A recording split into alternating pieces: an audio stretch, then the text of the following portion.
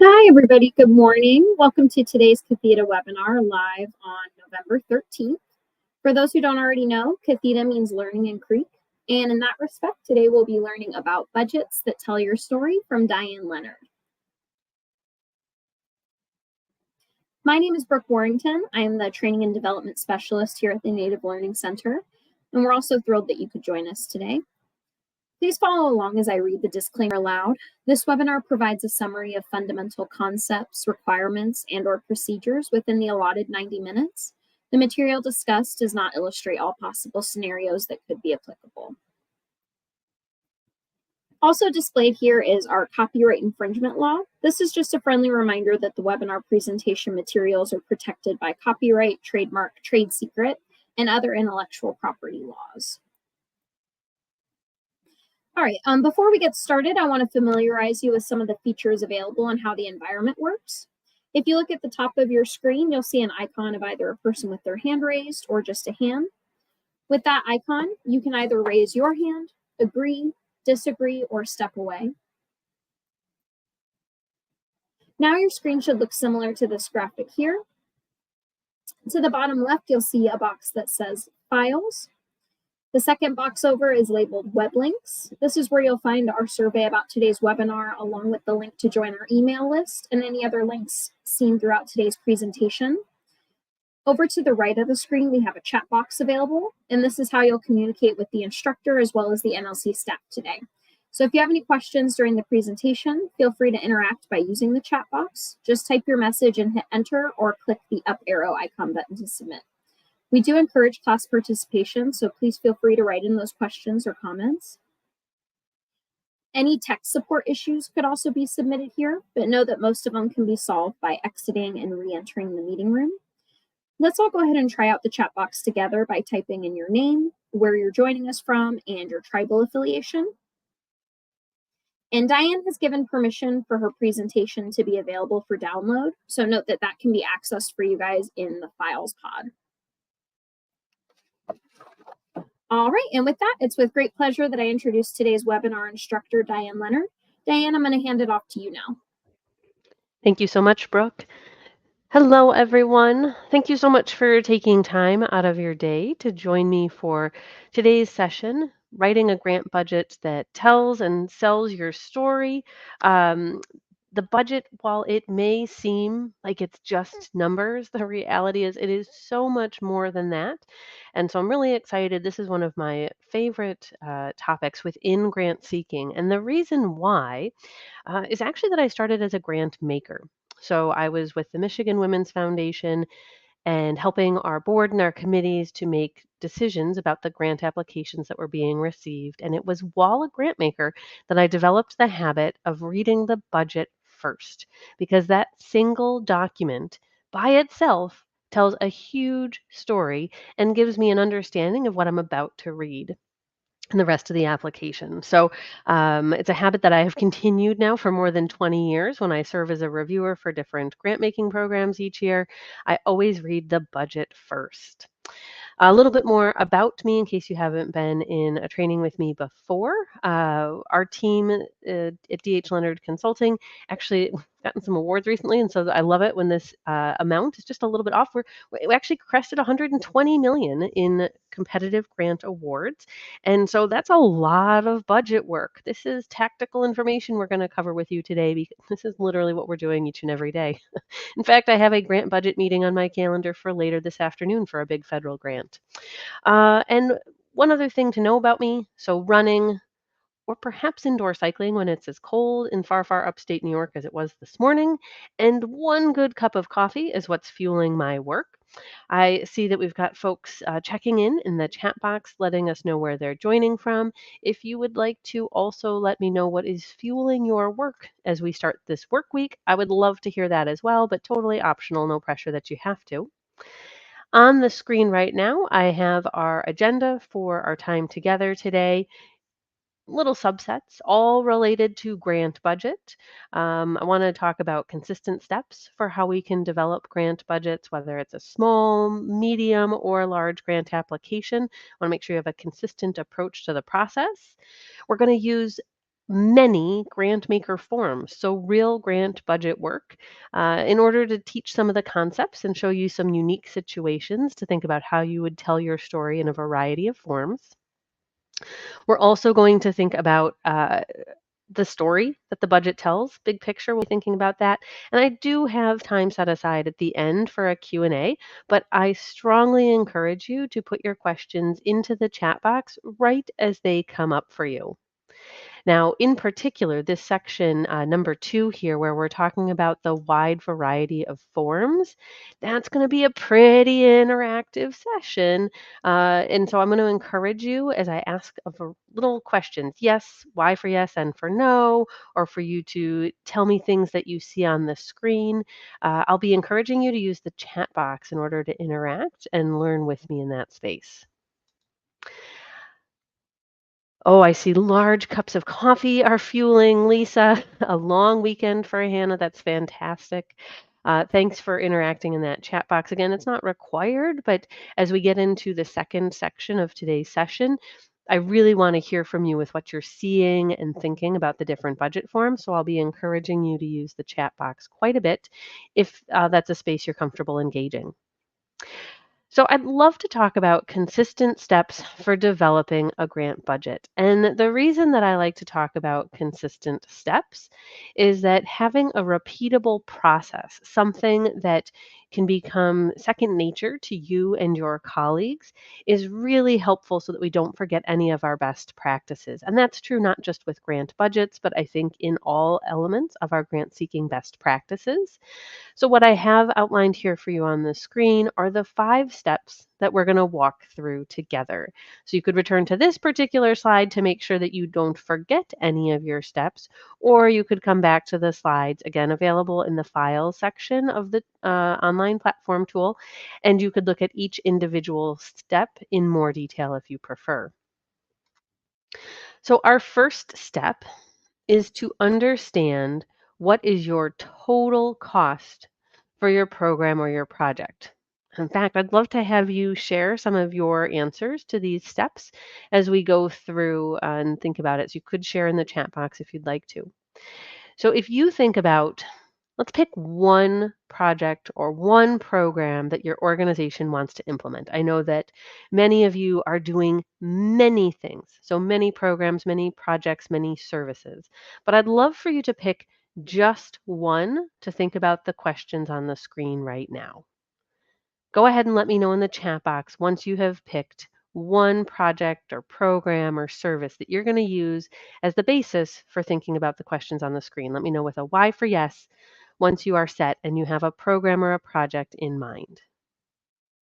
I'm going to think about myself. I sit on the board of directors for Save the River, the river keeper for the St. Lawrence River. I'm going to think about their environmental education program. So as I'm thinking about these questions on the screen, that's what I'm going to use as my frame of reference. But the idea is that when we come to these questions, we want to be thinking specifically about a project or program that we would be applying for future funding for. Doesn't have to be that it's a new program. It could be something like with the environmental education program that Save the River's been doing for more than 11 years. So the first question you want to ask yourself is, what does your total cost for that project look like? So literally everything it takes to put that project or program on. So the staff that it takes to work with the teachers in the schools, in my example, the staff that it takes to work with the local nonprofit, the Nature Center, where they're going to visit as part of their programming, coordinating with the tour boat company that takes the kids out so they can get to the Nature Center, the handout costs that they deliver to the teachers. Right. All of the administrative overhead costs related to running any project or program. And so whether your number for your total cost is 5,000 or 50,000 or 500,000 doesn't matter. No judgment on what the number is, but we want to make sure that that total cost is inclusive of every expense that we incur to put the project or program on. What we find is many well-intentioned organizations are underrepresenting their total cost. They aren't thinking about all of the things. They aren't including their administrative overhead. They're not including perhaps expenses that if they didn't get an in-kind donation, they would have to pay for, right? But instead they're getting them donated. So we're not worried about where the money's coming from at this point, but rather if we had to pay cash for everything, what would it be? Oh, great question from Lisa. Can you include rent? Absolutely. And rent, your space cost, may actually show up in two ways in your total cost. It may be a direct program expense. You have to rent, you have to pay for the space for the classroom, you have to pay for the facility where you're going to have the after school tutoring, you have to pay for the space where you're going to have the hot meal program. But you also have the space costs associated with the administrative costs. And so your administrative overhead rate may also include space costs as well. So once we understand our total cost, no, don't worry, you don't have to type that into the chat box. For sake of example, I'm going to say that it's $50,000 for the environmental education program.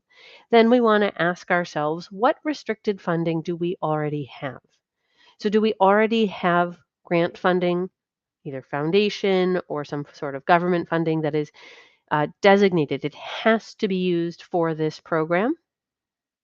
In my case, there is a family foundation that has made designated grants to the environmental education program. So there is some restricted funding. I'm going to say it's about $10,000. But that's not everything. So then let's think about, well, what resources do we have to have? So of all the things we said it would take, what is everything that it will cost us to put the project or program on? Are there things that are completely non-negotiable? We must have them in order to implement the program. So we have to have the boat to get to the nature center. We have to have the staff in order to lead the sessions, whether in the classroom in the school building or whether out on the water for the hands-on portion of the program. So there's a list of things that we have to have. But what about number 4? Are there things, resources, inputs, expenses that are ideal? We don't have to have, but we really want to have. So maybe in my environmental education program, an example would be that we want to have hard copy handouts for all the students, but, well, most of the schools that you're working with in that program, maybe they all have Chromebooks in the classroom, and so actually having digital handouts would be okay. We don't have to have hard copies or really glossy color printed copies for all of our students. We could do with digital handouts. Maybe that was what we would decide. Something that would be nice to have but isn't necessary. So when you walk through your project or program in that way, it's not that this is yet set in stone, but we have a sense of what we want our budget to look like, because I don't want you to be crafting your costs, crafting your grant budget by using a grant maker form. What I really want is for you to document using a form that is best for you as an organization, something that works well, that aligns with your accounting software, the way that your organization thinks about budgeting. I want you to document your total costs, your total project or program expenses in a form that is well understood, well liked, well navigated by you and your colleagues. What that lets us do then is move on to step 2. So we've got a little chick here and the egg. Which one is going to come first? Our grant budget equivalent of the chick and the egg debate is about which one comes first. Our finalized program or project design or our finalized budget? Well, it really depends on the organization and it depends on the team members and it depends on whether something has been implemented before or not for which one really we're going to start with. The reality for us is that our grant budget gives us constraints related to maybe salary expenses. So like the salary grade level that someone could be hired in if we were bringing on new staff, The program design, our lofty ideas for the outcomes that we might achieve through this project or program. We need to balance those two. And so, what we're trying to do is go back and forth between perhaps like our logic model or our work plan for the project or program and our grant budget, so that what we're agreeing on is what is this teal overlap in our diagram here? What is achievable as an organization? It isn't necessarily a single answer. There might be a little flexibility. If we got more money for more travel, maybe we could put more students out on the water than usual. Or if we got a little less money than expected, well, maybe we would have to put fewer students out on the water for that environmental education program, but we could still do all the in the classroom things we want to. So there's a little bit of flexibility usually with our base grant budget to accommodate increases or decreases in funding. We then can say, all right, we have thought about our program design. What is it we want to achieve? What are those resources and inputs we need to achieve said outcomes?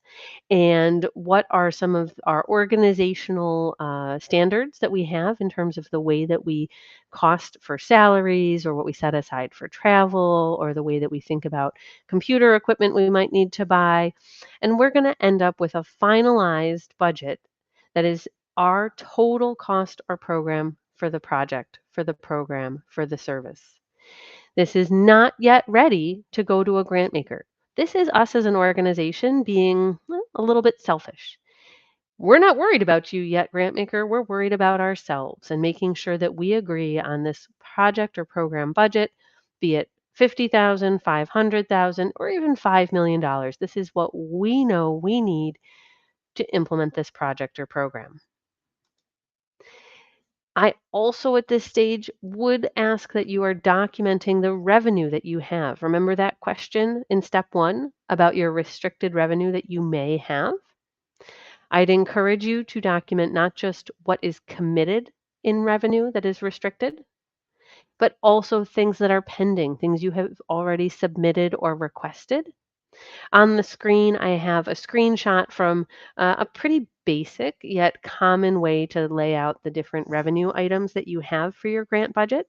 And so you can see on the left-hand column, you would fill out the committed funds that you have from those different types of income sources. And on the right-hand side, pending would be the things that you have requested but not yet heard about. So whether it looks like this or something that's a little different for your organization is fine, but I'd encourage you at this third step to ensure that you've laid out your revenue, committed and pending, so that you can see what do you have left as a gap, what do you need to raise through grants or other revenue sources. That does then finally bring us to step 4. Because we have successfully created what we want for our grant budget, now we could start to think about how to customize our numbers to a specific grant maker form. The reason we want you to be so selfish and think about your numbers first is that I want you to ensure that you meet all of the expense line items that your accounting department is thinking about. Don't accidentally, with best of intentions, overlook one because the grant maker budget form is unique, is different, doesn't have all of your line items like you might in your operating budget. The reality is that sometimes we get lucky. I don't know if it's really luck, but it feels like it's pretty lucky. We get a situation where the application grant budget looks like or has the same expense categories as our internal budget. And that makes for a pretty fast translation. That feels like a victory for us. But there are other times where the grant maker has provided a required grant budget template that looks so different from what you use that you're doing quite a bit of translation. The reason those first 3 steps are so important is that if we looked at a budget form like what's on the screen right now, if this is what you started creating a grant budget from, you would be missing many of your normal expense categories. You would only be presenting a small portion of your actual cost to implement a project or program, and you really would have turned yourself into a bit of a pretzel in order to fit into this grant budget form. So there we have it, our key steps so that we can create a grant budget. Now, once we are all done translating our internal budget to the grant makers forms, you're right. There's one extra thing that we want to do. We don't want to develop our grant budget in a vacuum. We want to ensure that our grant budget is telling the same story as our narrative. Not just that the numbers are the same, but that the items we have included in our grant budget align with perhaps the barriers we have articulated in our narrative, that they are talking about if we're saying that we are going to, well, like in the environmental education example, we're going to put students out onto the water. We're going to have they call it an on the water field trip, where they're actually out experiencing the river firsthand. Some of the classes are doing science experiments. If we've talked about going out on the water, we would expect from those details in the narrative, those details in the work plan, we would expect there to be some sort of travel cost related to the boat. If we didn't see it, there would probably be a big question from the reviewer saying, wait a second, how are you going to put 1,000 students out on the St. Lawrence River each year if you're not somehow paying for the boat or getting that cost donated to you from the company? That would be a big inconsistency for the reviewer. That would bring up a fair number of questions for them. And even if everything else in the application was fantastic, the fact that there's that inconsistency is likely to raise enough questions with a grant maker that you are no longer the top proposal for consideration. In fact, your funding may be jeopardized because of the questions that they have for the consistency between the work you're talking about in your narrative and the way that you're putting that work forward in your budget. Do you have any questions about these 5 steps?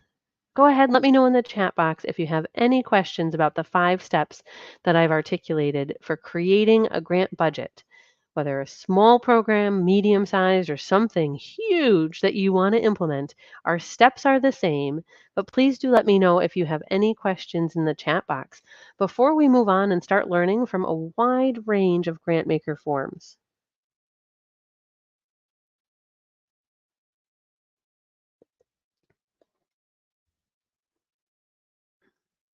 No questions so far? Well, you can go ahead and keep typing those questions in as they come up. Maybe you'll have some questions about those steps as I show you some of the forms. Really, what we're looking at here is we're thinking about that 4th step. We have already, in theory, created an agreed upon budget for our project or program, and now we're going to translate it. So whichever program or project you were thinking about when I first asked you to identify something that would be your go-to example for your work in your mind, I want you to think about how you would translate that budget, those costs, into each and every form we're going to look at.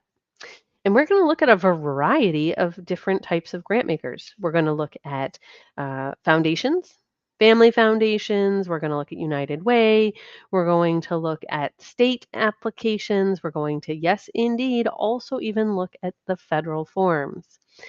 But we're going to be, in our theoretical example, we are applying for exactly the same program each and every time. Now, I've given you some blue arrows on each of the examples to point to some things that are, I think, important and noteworthy to consider. And I've also shared a takeaway as a reminder so that if after the fact you come back to this example and you say, wait, what was it I was supposed to remember or learn from this example? I've given you a quick summary on the right-hand side. So our first example here on the screen, I would love to hear from you in the chat box. Are there any clues in this form that tell us how we are going to be judged for this form? How are we going to be scored? Could you let me know in the chat box, what do you see on the screen that is a clue about how we may be judged or scored for our budget? As you're looking for that and typing it into the chat box, let's talk about what our blue arrows are pointing at today. So the first thing I want to point out are the headings for the 3 columns. We have our annual program budget. Ooh, that's perfect. That is your internal budget that you would have already developed. The second column that the blue arrow is pointing at, those are the requested funds from that grant maker. So you might choose to request all the funds. Please fund the whole program. You might ask for half of the funds. Your other funding resources would be the balance then, the difference between the annual program budget and the requested funds. There should be something in that final column unless you have asked for all of the funding from that one grant maker. Now, the other things, pointing on the left-hand side, what is it that we see at the breakout for this grant budget? It's looking at program personnel versus non-personnel. Some grant makers choose to break their budget form into those 2 sections.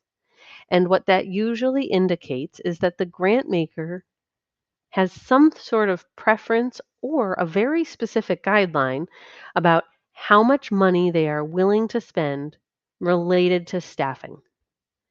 It may be a small limit, it may be a big limit, but there is likely something either in their actual application guidelines or as a preference for that grant maker about how much of their funding they want to see go towards personnel. So if you see that breakout in your funder budget form, I'd encourage you to go look at their guidelines and see what restrictions they may have. So let's return to the question I asked you when I first pulled up this example. How is this grant program being judged?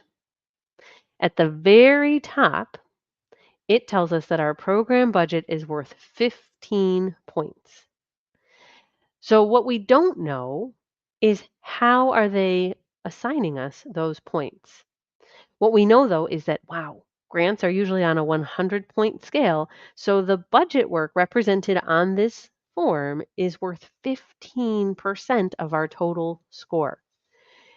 So that means not just that our columns have to sum correctly and that our rows have to sum correctly, but that the restrictions around the funding need to be followed. So if the funder has guidelines on what are allowable or eligible expenses, if those are not represented correctly in the form, we would also lose points.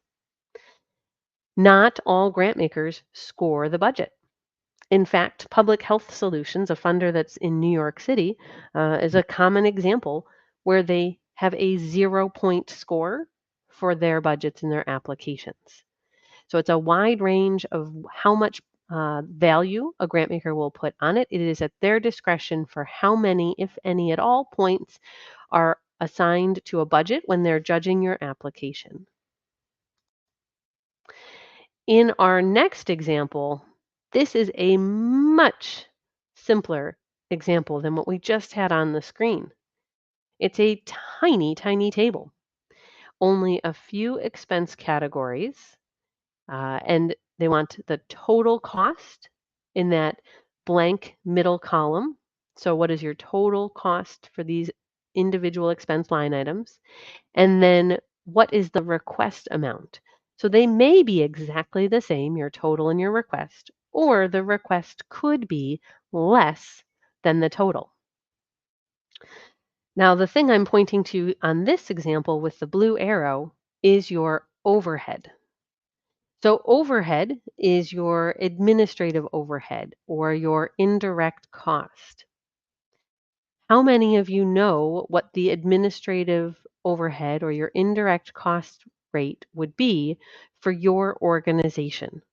Can you let me know in the chat box if you know what that rate is for this year that we're in right now? Y for yes, N for no. What is your overhead rate? Do you know what that would be?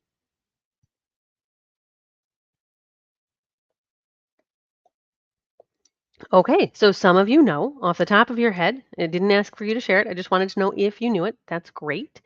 Not all of you do. Appreciate the candid responses. If you don't know, that's a homework item for you. I want you to find out what is it. Is it 15.2%? Is it 18.2%? Is it 22.2%? No judgment on what the answer is. It is a factual number that is based on your financials from last year. So you need to know what that number is because that's how you would calculate what is your total amount for overhead for that project or program. Now, speaking of indirect cost rate, it's one thing to know what your rate is. It is another to understand if the grant maker is willing to fund it or not. This is quite a soapbox item in the nonprofit sector. Grant makers, we really believe as a field, should fund indirect cost rate. This is keeping your lights on, the doors open. This is HR stuff, basic accounts payable, accounts receivable. This is really the operation of the organization, keeping things going. Grant makers that won't fund indirect cost, administrative overhead, they say we only fund program costs. What they're doing is leaving a whole bunch of the work for a nonprofit to operate. They're leaving it completely unfunded. Like I said, big soapbox item. There's big TEDx talks. Dan Pallotta, in fact, did a TED talk many years ago and actually just came out with a movie about it. I'm not sure if anyone's heard of it yet. It's got very limited showing, but is really a fantastic way to look at what is happening in the charitable sector and that really indirect should be funded. I'm going to type Dan's name here in the chat box so that you could look for him on YouTube and watch the free TEDx talk where he talks about administrative overhead and getting that funded. Or also, like I said, to check out the new documentary that was released this fall and see if it's playing anywhere near you. Even just watching the trailer, really powerful stuff. But back to the conversation in the screen here. So the indirect cost rate, the example I have on the screen for you is from a foundation. It's the Mother Cabrini Health Foundation. They refer to themselves as the Cabrini Foundation for short. They are a very large health-focused foundation in the state of New York.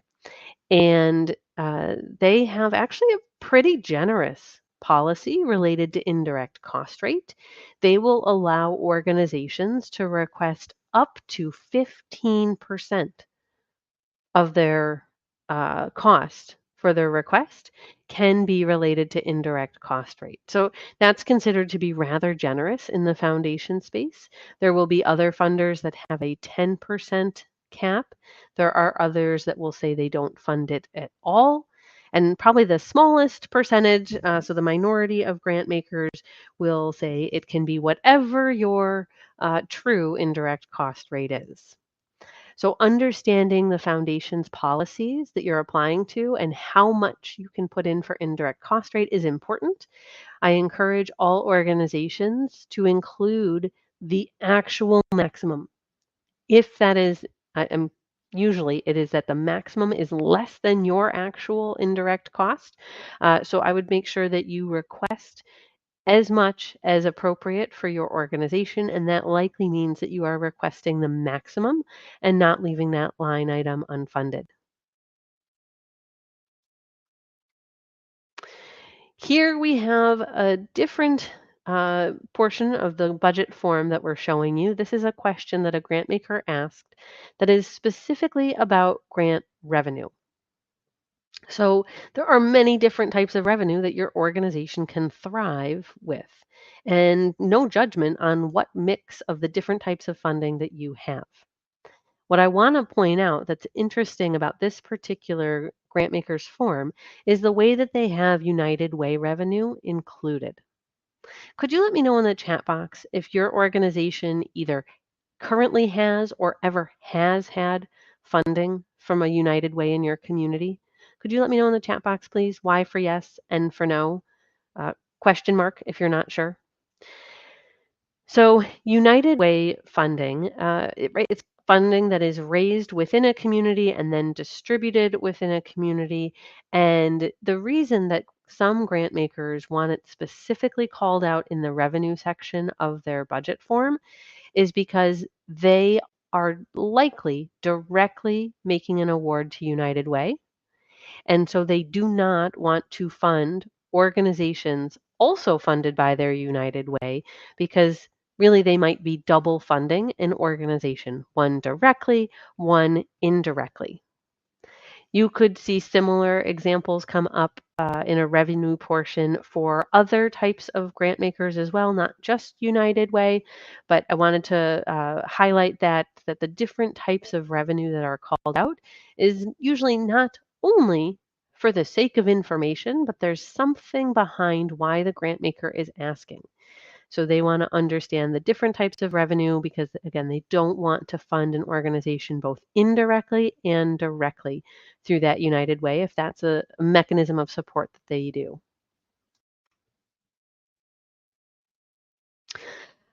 Now, in this particular budget form, it's pretty short in terms of how many different expense classes they have. So really, you might have a lot of other because of how many things you feel like, wow, where else do I put these expense lines? That might be the case, right? This is a pretty short list of expense categories. But what I want to point out more than that is that they have, it's letter C on the left-hand side in that expense column. They have direct client services as an eligible expense class. So this might be things like scholarships or respite care stipends or job training stipends or transportation reimbursement, things that are directly being paid or reimbursed for the clients that you're working with, the individuals in your community. The fact that that is called out as an expense line item is unique. Oftentimes, grant makers are only seeing that included in their other category. So the fact that it is called out by itself as an expense line item is noteworthy. And if that is an appropriate expense for your project or program, I'd be sure that I was including it. In fact, I would make sure I was requesting funds in that expense category because that is so unusual to see for grant makers. But this form, it has a lot going on. Let's look at those 3 blank columns. What are they asking you? So the first of the blank columns is asking you for your proposed expenses. What is the minimum amount requested? And then the second blank column, as we move from left to right, says the maximum requested. We're not going to worry about the budget detail. That's really telling the grant maker, how did we reach these numbers? But let's look at the minimum requested and the maximum requested. What is the grant maker asking you? Does anyone have any ideas what the grant maker is asking us? Why are they asking for a minimum and a maximum? If you want to share any ideas you have in the chat box, what do you have as a theory? Why is the grant maker asking for a minimum and a maximum? It's one of the most unique ways that I have seen a grant maker put it forward in a grant budget form.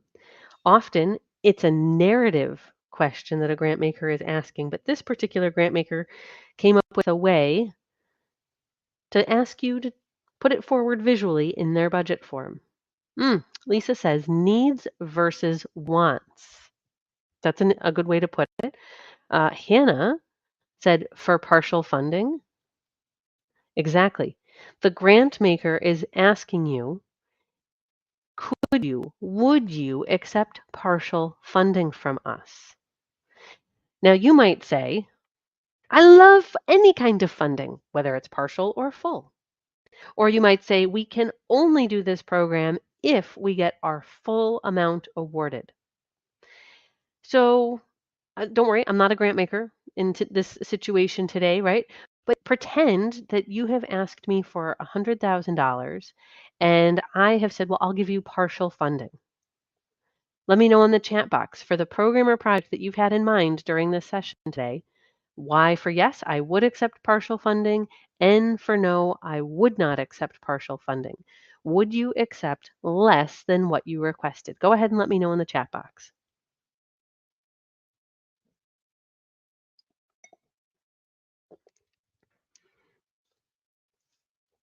Okay, for some of you, that was a fast, maybe it wasn't easy. It was at least a fast no.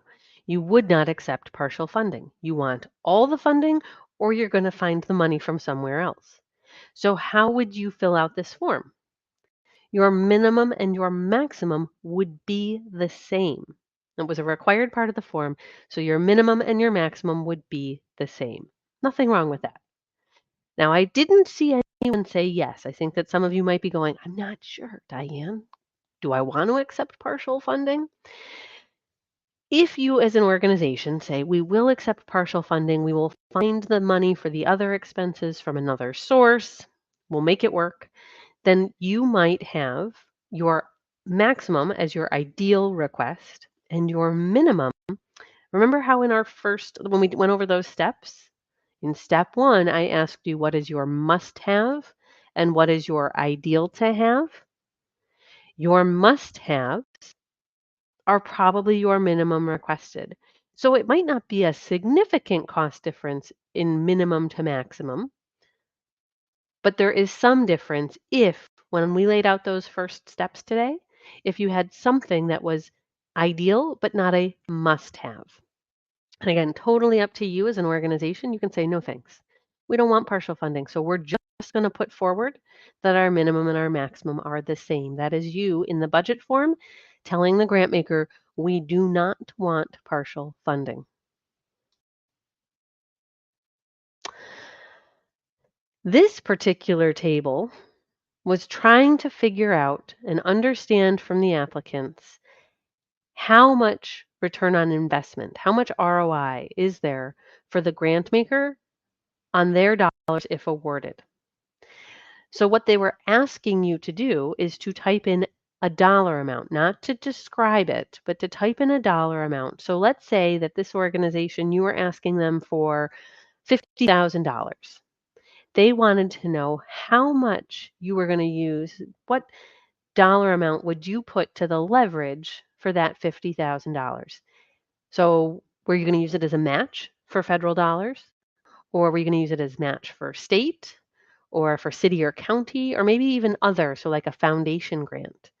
So how many of you have had a matching grant or a challenge grant, something where you were formally having to secure other revenue in order to release grant funding?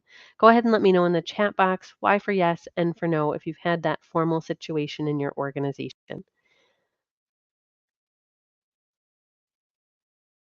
Okay, so it has not happened to all of you. It has happened to some. It definitely adds a level of complication to how you're tracking your dollars because the tracking of other revenue sources coming in is what ensures that the release for your grant revenue dollars happens. There are lots of ways we can talk about the leverage, though, for our dollars, whether it is formally required or not. If you're going to say, well, we got this $50,000 grant, therefore, dear other foundation grant maker, will you please help support this project or program with a grant of $25,000? The fact that we have positioned the first award to help us secure the second is leveraging that first award in order to access more funds. So you want to think about how many other dollars are you going to unlock for your project, your program, your organization as a result of the grant you're requesting. And in this case, they were saying don't just describe it, put an actual dollar amount to it.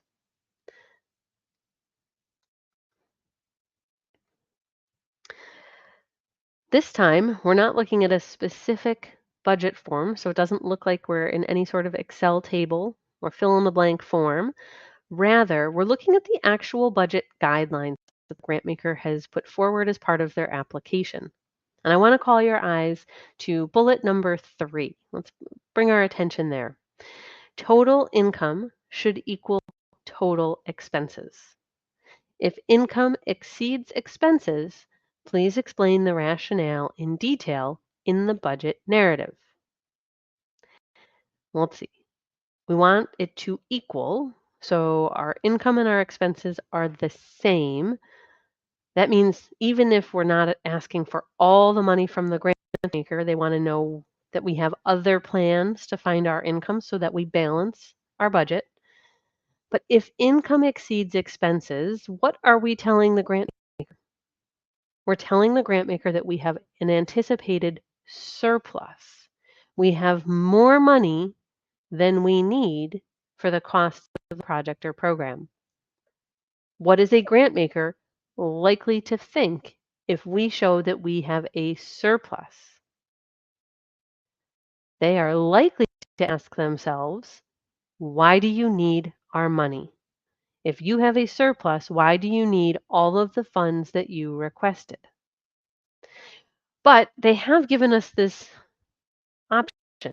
If you have a surplus where your income exceeds expenses, please explain the rationale in detail. Okay, so Wes has pointed out perhaps there's a contingency. Perhaps it's related to your accounting standards and how you have booked the revenue that has come in, even though it is revenue that's designated for a future period. So maybe it's part of a campaign, and so all the money came in, therefore it was booked as revenue, or is anticipated to be booked as revenue, but is going to be spent over the upcoming years. So there are legitimate reasons why you might, on paper, show that you would have an income versus that is higher than your expenses, so showing a surplus. But if that's the case, we want to carefully explain it to our grant maker so that they do not think that we don't need all their money. They may just say no altogether if they think that's the case, or they may decrease the award they would make by the amount of your surplus. Staying in the guideline section of our applications, I'm going to draw your attention, please, to bullet number 2. It says, please list and describe government, corporate, and other foundation support as part of the budget narrative. What sort of details could you provide that are for the description of the funding support? Listing, we know, is the funder name and the dollar amount. Organizations are usually really good at that part. But what sort of things should we or could we include in the description? Go ahead and let me know in the chat box. What do you think we could include for descriptions for the types of support we're receiving? What sort of detail might be helpful for a grant maker? There's a fairly long list of options. So don't worry if you're not 100% sure, but let's see in the chat box, what sort of things might we include? Okay, Wes says general fund awards. So things that are helping with your overall operations is how I interpret that. Sure, that could be helpful. What else could we include that would help be a description for the types of support? Okay, program versus non-program. So things that are directly supporting mission alignment versus things that are supporting more administrative overhead, the operating costs. Sure, yep, that could help. What about if it's a multi-year grant? So especially on the government side, maybe it's a 3-year grant that you're listing, maybe it's a 5-year grant that you're listing. That would be really helpful information to include as a description.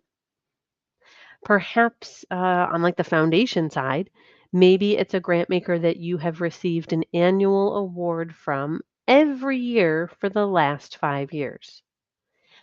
That would be really helpful as a description because now the grant maker understands the longevity and the strength of that relationship. And not that it's a guarantee for the upcoming year, but seems like odds are pretty high that they might continue to fund you.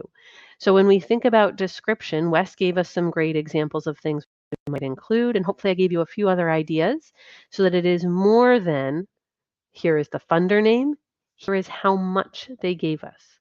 So our award period, the length of the award period, the length of the relationship would also be items to consider. Now, the last item on the screen I want to draw your attention to is that final bullet.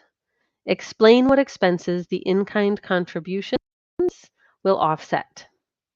How many of your organizations are receiving some form of in-kind contribution? It could be space, it could be time, So it could be volunteers, it could be food. Go ahead and let me know in the chat box why for yes and for no. How many of your organizations are receiving some form of in-kind support? Bonus points if you describe what type of expense it is that the in-kind is, but not required. Okay, so some are receiving in-kind support, but not all. So if you are receiving in kind, having that be detailed in the budget is important because if you didn't receive that support, it would cost your organization money. So the fact that you're receiving it, that is a distinct kind of revenue support. It's not cash revenue support, right? It's in other forms. But if you didn't receive that, your budget, your expenses would cost you more cash. So here is a visual example of what a grant maker is expecting. If they're asking you about in kind, that's on the income side, that's on the revenue side. But they also know that there is an expense piece that has to balance within the budget form. So we don't only put the value in revenue, we have to also put what the cost would be in the expenses. So for example, if we are looking at the project expenses, maybe it's the space that you're seeing. And so if you've received space for your program to happen, let's say, for example, it would cost you $500 a month if you didn't get that donation. So we should see the expense for $500 for 12 months. So we would see that $6,000 for our expense for project. And then we would also have to see the offsetting income as well. So they should balance each other. I get it. It's not cash that we're going to receive, but we need to show both our expense side and our income side if we are going to talk about our in-kind donations. Oh, great. Okay. And for Wes and your organization, so volunteer time, training space, rent, great. Great examples of in kind. It's not a type of revenue category that all organizations get to use, but if you are receiving that kind of support and carefully tracking it, that does help show a complete picture to your grant maker.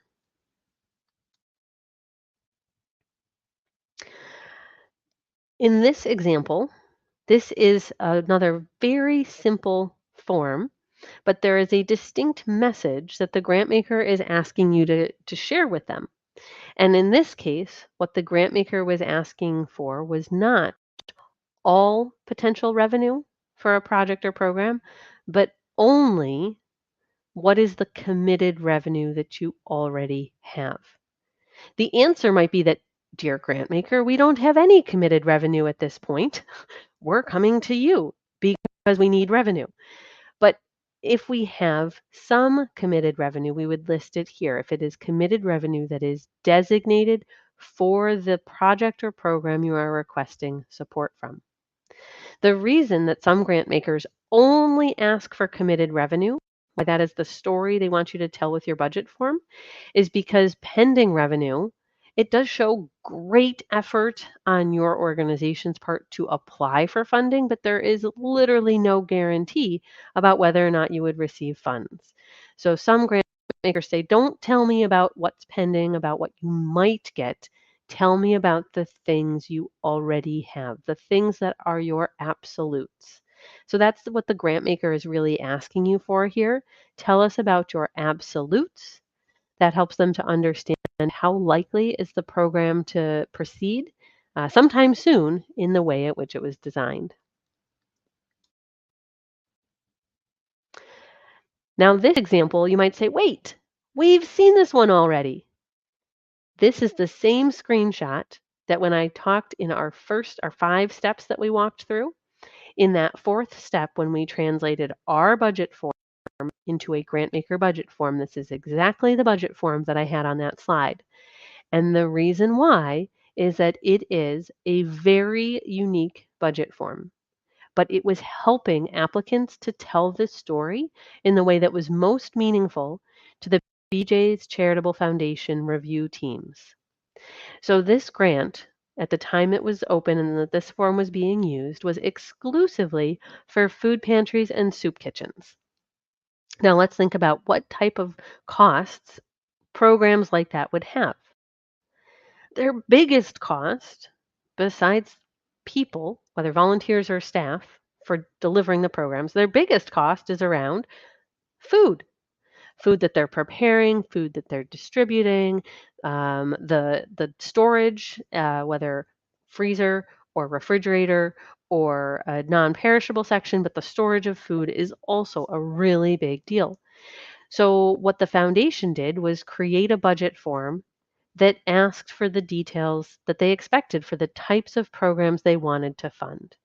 So instead of having a long list of expense categories, some of which they had no desire to fund, they actually took the common budget line items that they wanted to fund, namely supplies, and they expanded the category.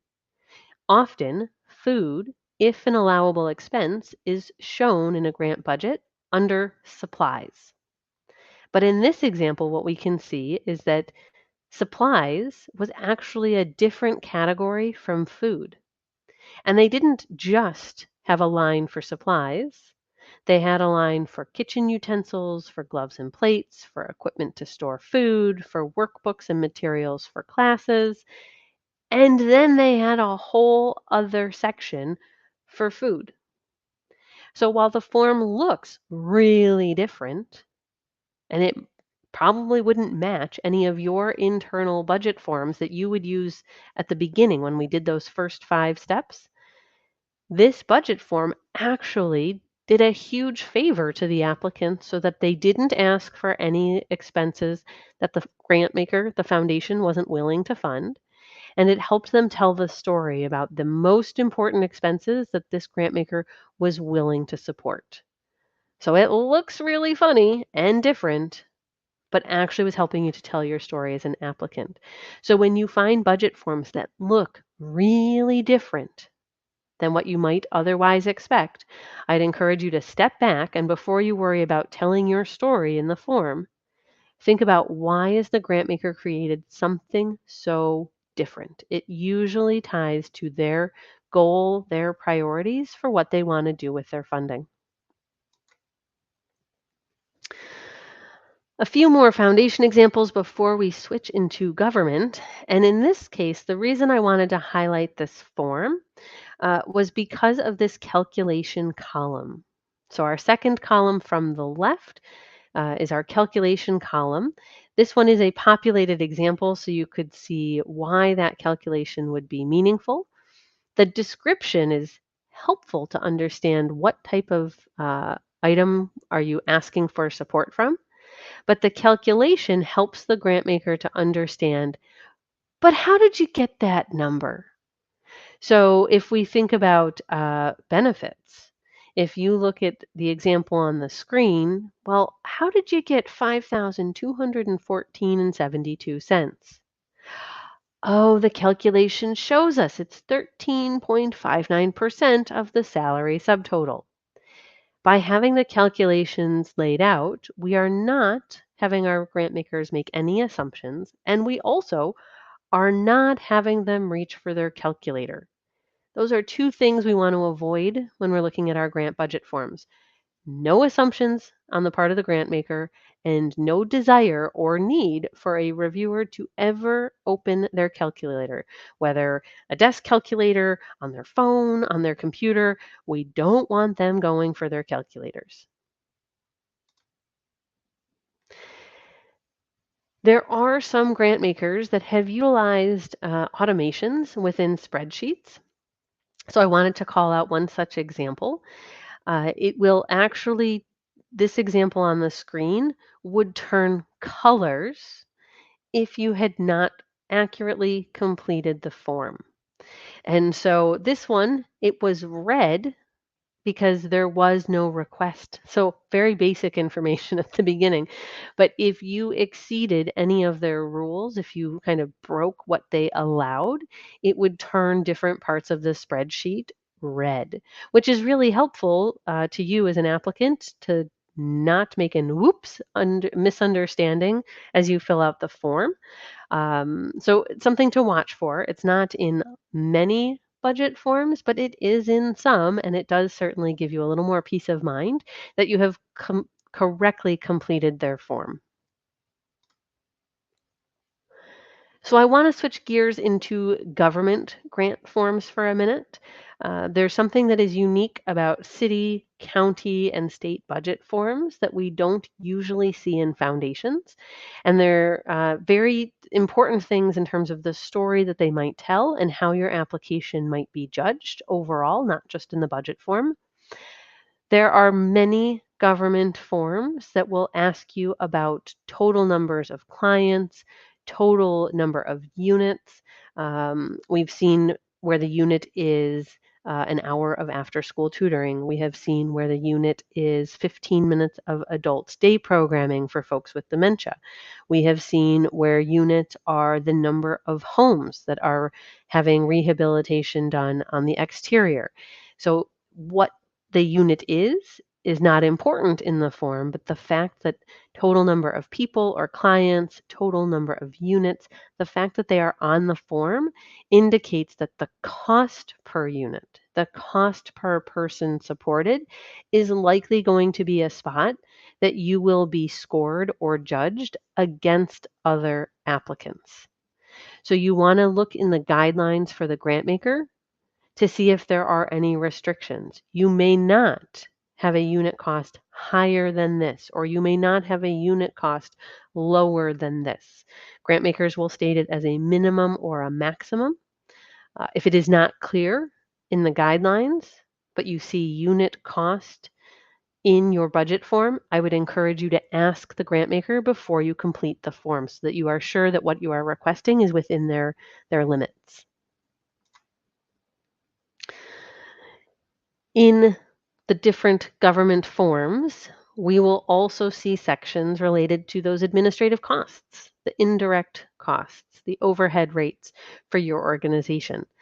This example is, I think, pretty different because it didn't just say what percent is indirect cost for you. It made the applicants break it out by some pretty standard expense categories. So you had to show how were you going to spend that money across indirect. What part would be salaries, wages, and fringe for the folks in HR, for the folks in finance? What part of your rent or utilities was part of that indirect cost? So they made you show your calculation for the overall indirect cost. Either way is okay. This one certainly takes a lot more documentation. And so, a question I didn't ask you as we got started, do we have anyone here that represents the finance office? And that is their primary responsibility, finance, not grants. Go ahead and let me know. You can raise your hand in the reactions or let me know in the chat box with Y for yes. Do we have anyone here that represents the finance office as their primary responsibility? In budget webinars like this, that's often we'll get somebody that's popping in to learn more. It looks like I think most of you here are more on the grant side than the finance side. Oh, Wes, I guess that makes sense actually with some of your answers earlier. That yeah, you're here on the finance side. So if you get to a budget form that's asking for such an explicit breakout of an indirect cost, or there's something else that's going to require a lot of calculations and interpretation of your normal budget numbers, first email, first Slack message, first GChat or Microsoft Teams message should be to your finance colleagues to say, I've got a grant budget form that's a little bit different. I think we're going to need to meet about it sooner rather than later. And then you can collaborate on how you're going to approach it. When we are looking at the variety of budget forms, at the federal level, we're dealing with digital signatures. At the foundation level, often it's a type in to confirm. What really is happening though at city, county, and state level, Because the forms are not as uniform as they are at the federal level, we see different summary sheets and we see different ways that confirmation or signatures are being requested on budget forms. So I wanted to call out that in this specific type of funding, you want to be really careful about who is being asked to certify your budget numbers. This is not the grant writer or the grant professional signing forms. It could be a CFO, might be someone higher in the organization, ideally someone with contract signatory authority, like that's one of your safest things to do. Also pay attention if it is not a digital signature, but rather are they asking for it to be a wet signature that then you scan? There's a lot of nuance around signatures. What are they asking for? How are they validating that you met their rules? And it unfortunately is a technical eligibility item. And so it could be a way that your application isn't even reviewed if you aren't careful about those certifications. So I wanted to flag that because it's unique to city, county, and state grants as I guess I'd say like kind of a tripping point for folks, unlike what we see in the digital signatures that have taken over at the federal level. Now, one of the things that I really love about a lot of the city, county, and state budget forms, they might all look a little bit different because they're not uniform, but many of them have created a detailed tab that is helping you to provide all the justification that is important to them. So in this example, the particular funding agency said, what we want to know about everyone that you're asking us to fund, their name and title, or if it's not yet hired, TBH and the anticipated date of hire, annual salary, full-time equivalent, so 0.8, 0.9, 1.0, how many, right? What is the full-time equivalent for that particular role? How many months, because they're not going to assume that it's always 12, and then the amount requested, along with a position description, which you would probably get from a job description. So really clear expectations for us to understand this role that you want us to fund. Give us these pieces of information, and that'll help us understand how you got to your budget numbers.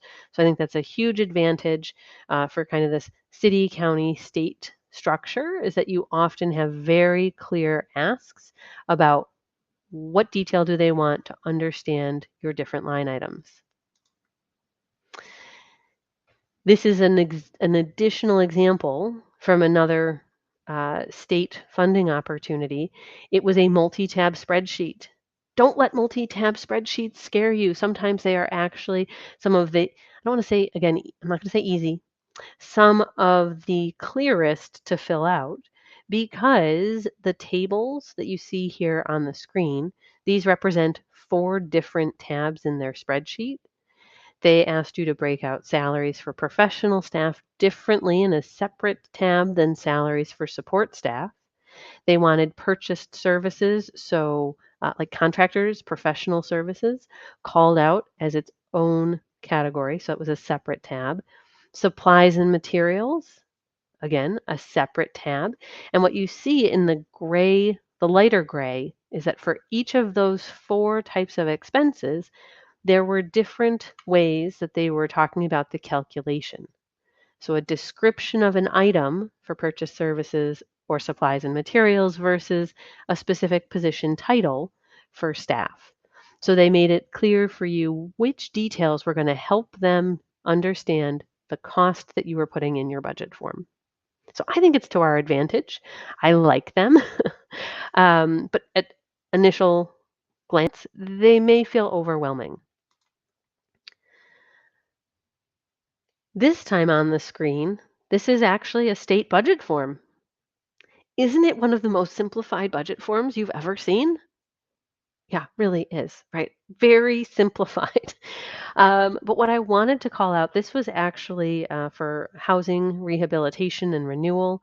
And what was interesting about this is that the unit, so again, we said we see a lot of unit cost budgets in city, county, and state forms. So again, we've got our unit here. The unit was a house. So don't ever assume what the unit is. Make sure you read the instructions or ask the grant maker. But what we can see here, the other thing I wanted to point out is in the row that starts with number 4, it says sweat equity. Think about it. If our unit is a house, they're not going to call out, or they could call out, but they have not, in kind. What could in kind be if we're dealing with a house? It could be building supplies, could be the actual tools that we're using. But what the state called out was sweat equity. So people coming to use the building supplies and the building tools in order to do the rehabilitation work. So sweat equity was the only other category that they were interested in seeing. It said if applicable, which means not required. So it was okay that it was a 0, but they put sweat equity instead of in kind so that all they would see, all they would learn about was the people time, not the building expenses for supplies or tools. Now, as we've started with foundation, pretty much you could see one different budget form for every foundation you apply to.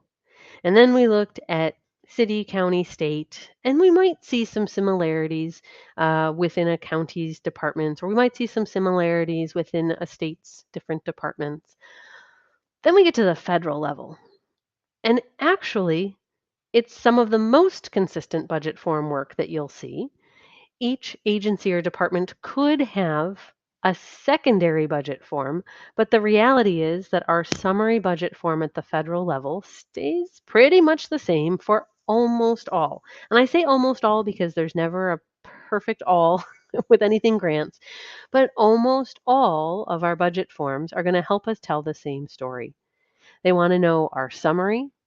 And what I love, and this might sound funny, but what I love about the federal budget forms, if you're in their online version of the tool, is that they highlight them yellow until you fill out what is required, and then it will disappear. And you'll know that you have completed the required spot because the yellow goes away. But something that I think is overly complex in these forms and sometimes overwhelms those doing the application work is how many rows and cells there are. I just told you if it's yellow, that means it's required. Well, it's overstating the required. When we are in the federal budget form, we only fill out the first row. Everything with this blue arrow that's pointing to row number 1. And once we complete row number 1, rows 2, 3, and 4 will lose their highlighting. The federal forms most times are being used to only apply for one program at a time. That is the most common use form. So it is rare that an applicant is having to fill out rows 2, 3, and 4. Certainly it happens, and the form has the capacity to do it, but most of your use cases will be only completing row 1. And as you move through the form, then when you're in section B, if you did row 1, you're only going to do column 1, and then the rest of the yellow highlighting will disappear. Our indirect charges, our administrative overhead is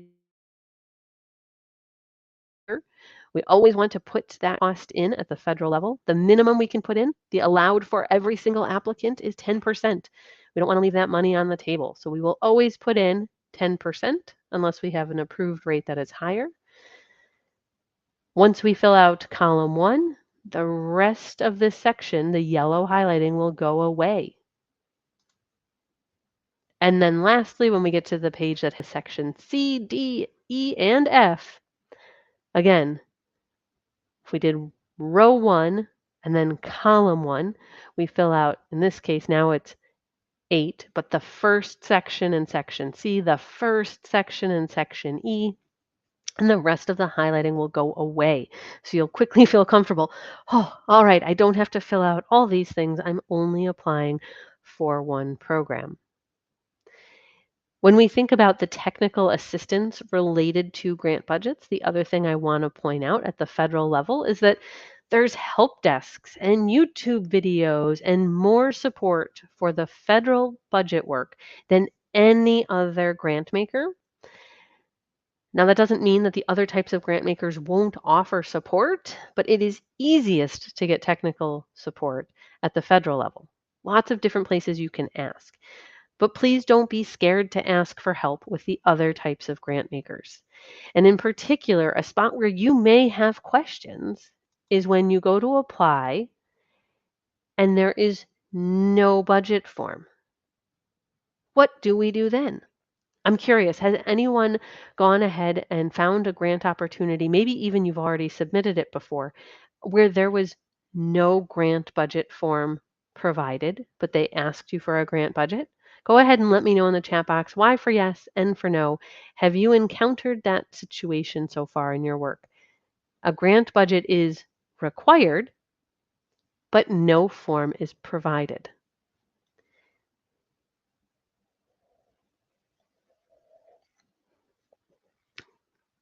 Okay, so it has not happened to many of you yet. Well, good news, the first time that it happens, you will be prepared. Hopefully, it will not be a stressful situation because you will have 4 options to pick from. This is sort of like I loved the choose your own adventure books when I was growing up. So you have 4 options, 4 paths for you to consider for which will be best for you. When you find an opportunity that you want to apply for and there is no budget form provided, but they want a grant budget, I would encourage you to look for where does that grant maker belong in a network. It's not going to happen at the federal level, so we're not worried about it. It's not going to happen at the state level. So where is it going to happen? Foundations. So foundations belong to different professional organizations. They don't have to belong to them, but many do. So if you find a grant maker, for example, let's pretend that we're doing programming in the Upper Peninsula in the state of Michigan. And so if we saw a foundation, maybe they're in Marquette, and they've asked for a budget, but they didn't give us a budget form, what would we do? I would go to the Council of Michigan Foundations and see if they have a standard grant budget form for their members.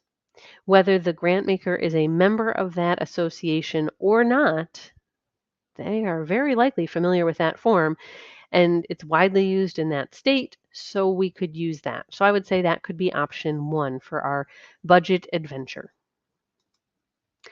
Option 2, and maybe this is actually your favorite of the options, you already, because you did our 5 steps for creating your grant budget, you already have your total program costs laid out in a format that works really well for your organization. So you could use that. I think that's a great option. So you're not having to translate anything. That could be a pretty fast one for you. Perhaps, though, you say, well, it's a little bit different than what we put forward last time. I don't want to ask them for all the money, or, actually, we got really positive feedback from our grant makers on this particular form when we submitted it using their structure. And they gave us great feedback because of how clear it was for how we reached our different numbers. So you could reuse a form that you've had before. I think that's a great option. Maybe because some of you identified that you do have in-kind expenses and in-kind revenue, maybe it's the fact that that was pretty unique, right? That's not something you always see in grant budget forms. You got positive feedback on how your in-kind was presented this one time. So you could go ahead and reuse that general structure if, again, you're asked for a grant budget, but no form is provided.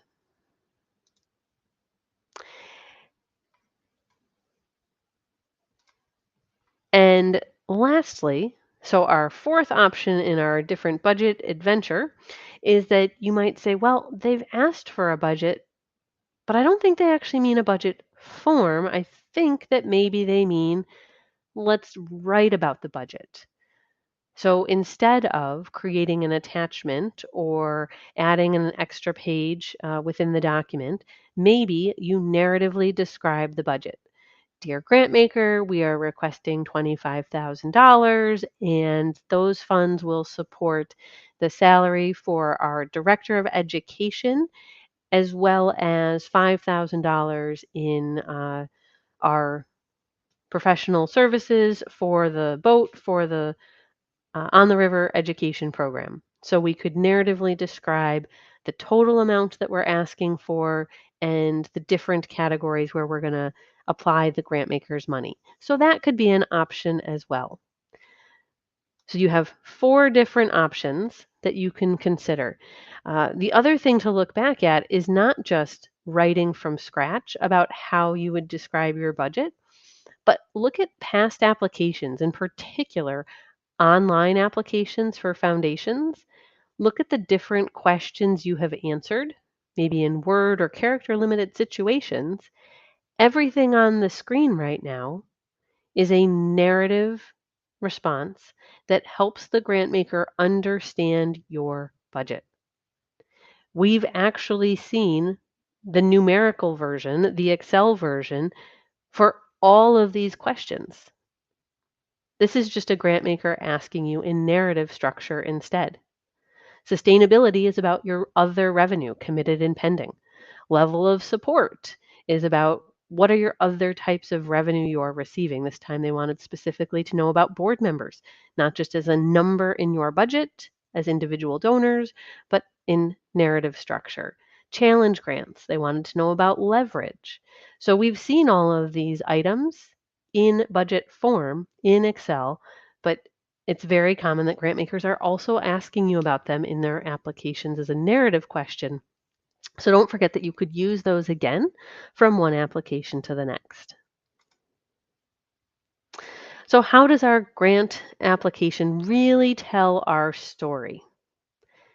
Well, let's remember that our application, from cover letter or form or first narrative sentence all the way through all attachments, budget, etc., the whole thing is a story. But your actual request amount is a big part of the story. I don't know about you, I find getting the right request amount, getting that perfect is sometimes stressful. So the way you can feel more confident, use the data of the grant maker. How much have they funded before? What's their average amount? Uh, Look at their past grantees can help make sure that you are asking for the right amount and not quickly being dismissed by asking for too little or too much. When we're thinking about asking our grant maker for the right amount, here's a few other questions that I'd have you consider. If you're not asking them for all of the funding, are you going to have the chance to show them what else you have committed or secured? How confident are they that this can happen in the way it's described and in the timeline you've outlined? We want to think about our story and the consistency of our program design language, our need statement, our evaluation language, and the numbers. I gave you that example. If we talked about going out on the water as part of the field trip portion for the educational program, but we didn't have the boat cost in our expenses, whether a cash expense or an in-kind expense, if we didn't see it somewhere in the budget, our reviewers would have a lot of questions. We want to keep our budget story as simple as possible, but we don't want our reviewers wondering, how did we get these numbers? Did we pluck it out of thin air? Usually the answer is absolutely not. There was a lot of hard work and deep calculations that went into it. So how can we show it in a simple way? Tables like that shown on your screen right now, when formatting allows, are a fantastic way to simply demonstrate what your budget looks like in a way that does not make your grant maker make assumptions. So for example, here, the reason I show you this table is it was a 4-year federal program. If you only wrote out the total request amount, the grant maker, the reviewers would assume that it was an equal amount for each period of time. But what you can see by this simple table is that year 1 was the highest request. Years 2 and 3 were actually the same. And then year 4 was actually for a shorter period of time and was the smallest of the requests. If we did not demonstrate that, again, reviewers would have assumed it was the same amount over all 4 periods. When we want to help our grant makers understand what is their revenue versus other revenue, again, a basic table can make a very simple presentation when formatting allows, so that grant makers can see, so that the reviewers can see what is ours, what is theirs, what is the total. Don't make reviewers get out their calculator. One final example of keeping it simple. In this example here in number 1, it's like a bad word problem. I show you how much per mile, 56 cents per mile. I show you the total for 5 years, $8,812 and change. I show you how much per year, $1,762 and change, but I do not tell you how many miles are being driven in any year or total. You have just made your reviewers solve for a variable. They felt like they were back in algebra class. They wanted to get out their calculator. So we want to avoid that. And we want to think about what questions might our reviewers have and what can we show them, tell them that will help eliminate those questions. So like that mileage example, we would have unanswered questions. How many miles are they actually driving? That would force a reviewer to get out their calculator. So one of the things I encourage applicants to do is to have a review process for the budget. I get it, we might have salary confidentiality issues, but come up with a review process that meets your organizational structure where you can have someone review the budget with fresh eyes before it's time to submit. What that allows is the opportunity to say not only do our numbers add, our rows, our columns, but how do they align with our narrative? Are we telling the same story? Now, one final section that I want to just I want to shine a real quick spotlight on it is one of the least favorite narrative questions in an application. It's the sustainability question. And the question that a grant maker asks is, how will you sustain this program after our funding is over?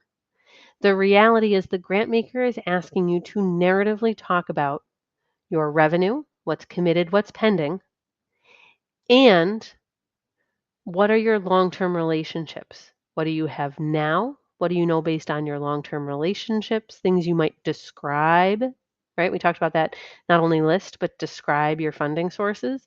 They're asking you to write about it. So you're taking your budget form, you're taking your description of those revenue sources, and you're turning them into a narrative. You have lots of detail. Don't say that you don't have a plan or you're not sure how you will sustain the program. Your organization has a plan. You have a plan for raising revenue, for asking for more grants. Be very specific. But the reality is that your sustainability narrative, you already have almost all of the questions, the details you need to answer that question in your budget form, in your revenue section. Now, I know budget forms, whew, I think they're a lot of fun. We go through lots of examples so that you can get ideas for what are grant makers asking, why does it look this way versus that way? What I hope happens is that because we have put many examples in front of you, now the next time you open a slightly unique grant budget form, you're armed with ideas on how to approach it and figure out what are they asking, what is important to them here. And I get it, you might not have lots of questions right now, but if you do, start typing them into the chat box, happy to answer. But I also want to make sure that you know you can reach out the next time you open a slightly unique grant budget form and you have questions about what do they mean? What are they asking here? You can always email and ask, and our team will happily provide feedback and give you some direction on what you're seeing in that budget form. So please feel free to reach out at any time with questions as you open your next unique grant budget form. Again, I'll keep an eye on the chat box here, but I know that usually the questions come up because you're looking at the next form. So make sure you keep my email address handy or the slides from today handy so that you always know how you can reach out. If you want to reach out on social media instead, like a LinkedIn message instead of email, one less thing in your inbox, that's also totally fine with our team. But I want to say thanks, Brooke, for helping to put together today's session. I know we've got a few housekeeping things to clean up.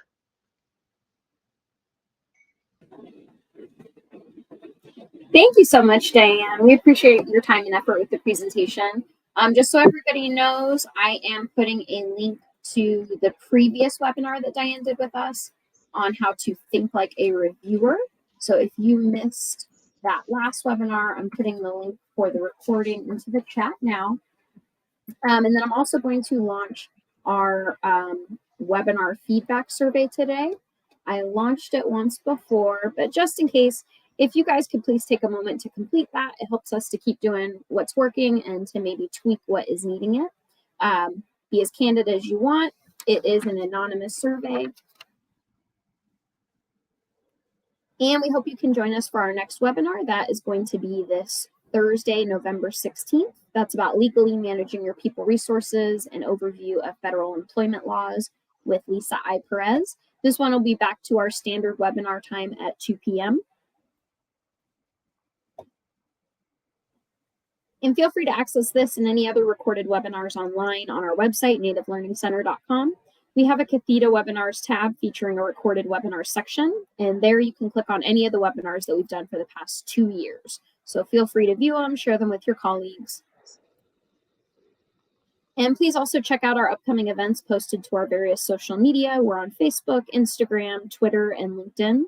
We even have a podcast titled Hopathanga Native American Podcast, where we discuss more focused topics within tribal housing and self-determination. You can listen to that on Simplecast, Google Podcasts, Spotify, Apple Podcasts, as well as viewing the video recordings with our guests on YouTube. All right, guys, once again, thank you so much to all our participants for joining us today. Thank you to Diane for this amazing presentation. And I hope everybody has a wonderful rest of your day. We hope to connect with you guys real soon. I'm going to go ahead and turn off the recording, and I'm going to